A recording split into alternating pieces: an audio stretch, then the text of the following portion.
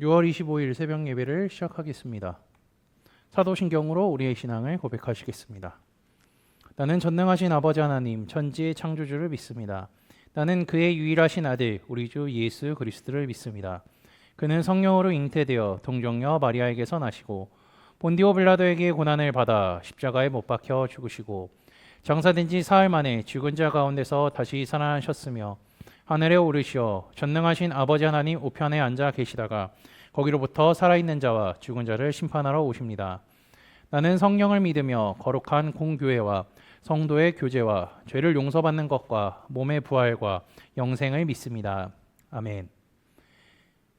다 함께 찬송가 515장 찬양하시겠습니다.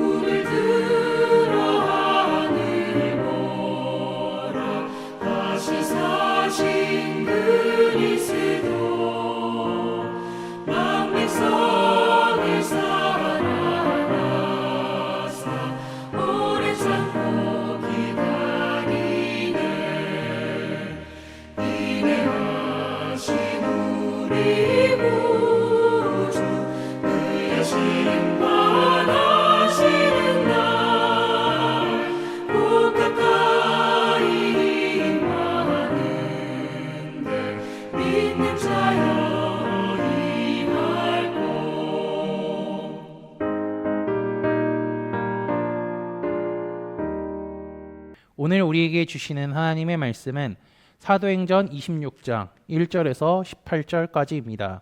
그중 13절에서 18절까지 제가 봉독하도록 하겠습니다.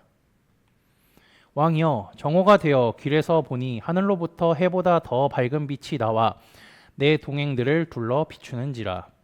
우리가 다 땅에 엎드러짐에 내가 소리를 들으니 히브리 말로 이르되 사울아 사울아 내가 어찌하여 나를 박해하느냐. 가시체를 뒷발질하기가 내게 고생이니라. 내가 대답하되 주님 누구시니이까. 주께서 이르시되 나는 내가 박해하는 예수라. 일어나 너의 발로 서라. 내게 나타난 것은 곧 내가 나를 본 일과 장차 내가 내게 나타날 일에 너로 종과 증인을 삼으려 함이니 이스라엘과 이방인들에게서 내가 너를 구원하여 그들에게 보내어 그 눈을 뜨게 하여 어둠에서 빛으로 사탄의 권세에서 하나님께로 돌아오게 하고 죄의 사함과 나를 믿어 거룩하게 된 무리 가운데서 기업을 얻게 하리라 하더이다. 아멘. 오늘 본문의 내용은요, 정치적인 권력을 가진 사람들이 모인 자리에서 바울이 변론하는 내용의 전반부라고 할 수 있습니다. 신문의 주도권을요, 아그리빠가 가져와서 바울에게 말할 기회를 주죠. 2절부터 바울의 이야기가 시작하는데요, 그의 이야기의 시작을 어떻게 하냐면요, 아그리빠를 향한 찬사로 시작합니다. 바울이 하는 찬사는 그에게 호의를 얻고자 하는 것이 아니라 그를 위한 하나님의 호의라고 할 수 있습니다. 바울은 먼저 그 앞에서 변론할 수 있는 것을 다행이라고 말하죠. 같은 장소에 있던 사람들은 바울이 다행이라고 한 것을 운 좋게 선처받을 수 있는 기회라고 해석했겠지만 바울은 하나님께서 전하신 복음을 전할 수 있는 기회라고 생각하죠. 복음을 들을 수 있다는 것은요, 아그리빠에게는 복된 일입니다. 이어서 아그리빠가 친유대적 정서를 가지고 있어서 유대 풍속과 문제를 잘 알고 있다고 말하고 있죠. 이는 바울이 전하는 복음을 들음에 있어서 다른 사람들보다 아그리빠가 훨씬 더 쉽게 이해할 수 있다고 생각했기에 말한 것이죠. 찬사가 이어진 후에는 본격적인 내용에 들어갑니다. 4절부터 이어지는데요. 4절부터 이어지는 내용은 바울이 자신의 어린 시절 이야기를 꺼내며 시작합니다. 자신이 유대인이며 예루살렘에서 자랐고 바리새파라는 것을 강조합니다. 직접적으로 가말리엘의 문화생이었다는 사실은요, 언급하지 않지만 그곳에 있는 사람들 중에는 바울의 상세 배경까지, 그의 스승까지 누군지 알고 있었던 사람들도 있었을 것입니다. 6절에는 자신이 신문 받는 이유에 대해서 설명하는데요, 자신이 신문을 받는 것은요, 하나님께서 우리 조상에게 약속하신 것을 바라기 때문이라고 합니다. 이 약속은 12지파가 간절히 하나님을 받들어 섬김으로 얻기를 바라는 것이라고 부가 설명도 하고 있죠. 게다가 동족으로부터 고소를 당하면서까지 자신도 그 약속이 이루어지기를 소망한다라고 합니다. 이스라엘 조상들과 바울이 기대하는 소망은요, 다른 것이 아니라 하나님께서 궁극적으로 이루시는 하나님의 나라죠. 그 나라를 위해 사람들을 구원하시고 자기 백성으로 삼으신 거죠. 그리고 하나님께서 그 나라를 영원히 통치하실 것입니다. 조금 더 쉽게 설명하자면요, 우리가 잘 알고 있는 요한복음 3장 16절의 말씀처럼 예수 그리스도를 믿으면 멸망하지 않고 영생을 얻는다고 말씀하셨듯이 하나님께서 통치하는 나라는 영원히 지속된다는 것이죠. 바울은 이어서 8절에 하나님께서 죽은 사람을 살리심을 어찌하여 못 믿을 것으로 여기냐고 오히려 묻습니다. 하나님의 백성에게 부활은 반드시 필요하기 때문이죠. 바울은 소망과 부활을 연결하고 있습니다. 만일 부활이 없다면요, 하나님의 약속도 소망도 유한한 것에 지나지 않기 때문이죠. 그러므로 메시아가 온다면 그는 반드시 부활의 첫 열매가 되어야 합니다. 하나님께서 독생자 예수님을 이 땅에 보내셔서 죄를 위해 십자가에 달려 죽으시고 부활하셨습니다. 바울은 이 이야기를 하려고요, 전체적인 흐름을 이끌어가고 있는 것입니다. 이제 바울은요, 자연스럽게 예수님에 대해 이야기를 꺼냅니다.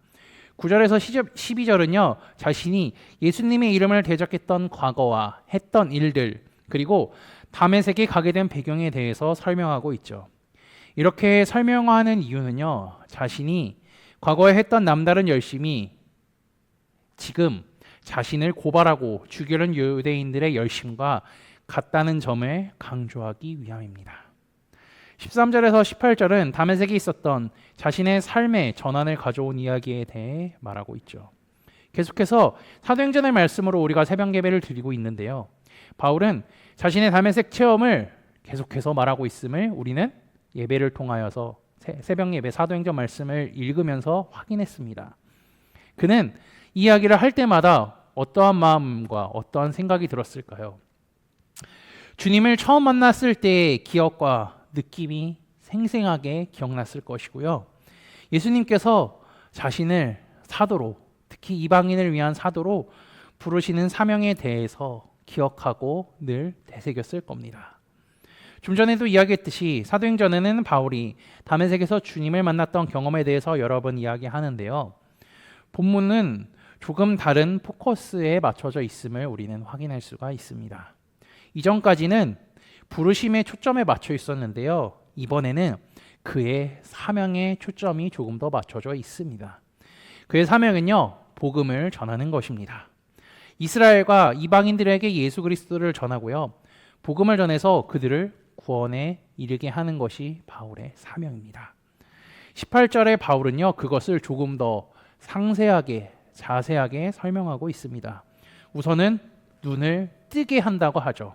그리고선요, 어둠에서 빛으로 가게 한다고 합니다. 그리고 사탄의 권세에서 하나님께 돌아오게 하고요, 죄인인 우리가 죄사함을 받는다고 하죠. 그리고 마지막으로는 하나님을 믿어 더럽고 추한 삶에서 거룩하게 되어서 기업을 받게 하라는 것이 목적이라고 합니다. 바울은 변론한 기회를 얻자마자 복음을 전하기 시작합니다. 아그리빠는 다른 사람들보다 바울이 전하는 복음에 대해 더 이해하기 쉬웠을 거죠. 바울은 자신의 사명을 잊지 않았다가 기회가 될 때마다 복음을 전했습니다. 특히 18절은요, 바울 자신에게도 그렇지만요, 복음을 듣고 믿은 우리에게도 동일하게 적용되는 말씀이기도 하죠. 우리가 복음을 듣고 구원을 받아 하나님에 대해 눈이 뜨기 시작했습니다. 어둠이 가득한 세상에서 살다가 빛으로 나오게 되었습니다. 사탄의 권세에 매여 살 수밖에 없는 우리가 이제는 하나님의 자녀로 살게 되었습니다. 죄로 인해 추악하고 더러웠던 우리가 주님을 믿어서 거룩하게 되었습니다. 그리고 우리는 주께서 주신 기업을 얻게 되었습니다. 우리는 복음을 듣고 믿어 바울과 같이 하나님의 자녀가 되었습니다. 하나님의 자녀인 우리는 그와 같이 복음을 전하며 살아야 합니다. 세상에 그리스도의 빛을 전하며 살아야 합니다. 사람들은 우리를 비웃고 놀리고 조롱할지 모릅니다. 하지만 주께서 우리와 함께 계시니 우리는 당당하게 살아갈 수 있습니다. 오늘도 나와 함께 하시는 하나님을 의지하여 하나님의 자녀로, 빛의 자녀로 승리하는 삶을 살아가는 믿음의 형제자매들이 되시기를 주님의 이름으로 축복합니다. 다 함께 찬송가 524장 찬양하시겠습니다.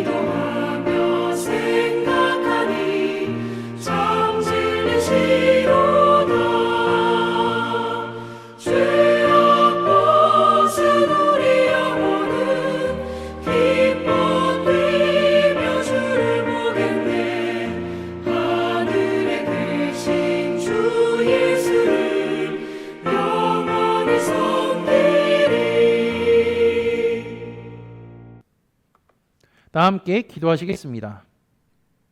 하나님, 오늘 하루도 첫 시간을 하나님께 드리게 하시니 감사합니다. 내 입술엔 찬양과 경배가 멈추지 않게 하여 주시고, 또한 하나님의 말씀을 사랑하고 하나님의 말씀이 내 입에서 떠나지 않게 인도하여 주옵소서. 지난주의 말씀을 기억하며 기도합니다. 예수님께서는 이스라엘에 큰 환난과 백성들에게 진노가 있겠다고 말씀으로 가르쳐 주셨습니다. 이 세상의 끝에 있는 환난과 고난 뒤에는 하나님의 영광이 있음을 기억하게 하시고 주님의 말씀을 굳게 붙잡아 세상의 어떤 환난과 유혹 속에도 흔들리지 않는 믿음을 허락해 주옵소서. 변론할 기회가 생긴 바울은 복음을 전했습니다. 그곳에 모인 수많은 사람들이 바울의 이야기를 듣고 귀를 기울이기 시작했습니다. 자신의 과거와 주님을 만나게 된 다메섹의 사건에 대해서 말할 때에 당당했고 주께서 자신을 사도로 부르신 이유와 목적에 대해서 다시 한번 생각하며 복음을 전했습니다. 우리도 바울과 같이 복음을 통해 하나님의 자녀로 삼아 주셨음에 감사합니다. 말씀으로 우리의 눈을 뜨게 하시고 어둠에서 빛으로 사탄의 권세에 매여 살지 않고 주님께 붙잡혀 살아가게 하시니 감사합니다. 나를 구원하시기 위해 독생자 예수님을 보내신 하나님을 믿는 믿음이 굳건해지게 하시고 하나님을 믿는 믿음으로 승리하는 빛의 자녀들이 되게 인도하여 주옵소서. 예수 그리스도의 이름으로 기도합니다. 아멘. 이 시간 합심으로 기도할 제목들을 나눕니다.